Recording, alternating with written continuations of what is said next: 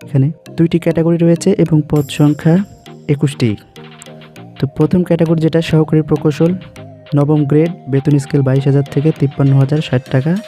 আর শিক্ষাগত যোগ্যতা এখানে আবেদন করার জন্য প্রয়োজন হবে সেটা হচ্ছে যে কোনো স্বীকৃত বিশ্ববিদ্যালয় হতে প্রকৌশল, যন্ত্র কৌশল, তড়িৎ কৌশল, বিজ্ঞান বিভাগ ও প্রকৌশলী সিএসসি, ইলেকট্রিক্যাল ও ইলেকট্রনিক্স প্রকৌশল, পানি সরবরাহ প্রকৌশল বা পরিবেশ প্রকৌশল বিষয়ে অনন্য দ্বিতীয় শ্রেণী বা সমমান সিজিপিতে স্নাতক ডিগ্রি থাকতে হবে বা প্রয়োজন এখানে আবেদন করার জন্য। আর খ নম্বর যেটা দেওয়া রয়েছে, যে কোনো স্বীকৃত ইনস্টিটিউট হতে associate membership of the institution কোর্সে উত্তীর্ণ হতে হবে। আর দ্বিতীয় ক্যাটাগরি যেটা রয়েছে সেটা হচ্ছে উপসহকারী প্রকৌশল, 10তম গ্রেড, বেতন স্কেল 16,000 থেকে 38,640 টাকা এবং এখানে পদ সংখ্যা রয়েছে 14টি। আর এখানে আবেদন করার জন্য যে শিক্ষাগত যোগ্যতা প্রয়োজন হবে সেটি হলো কোনো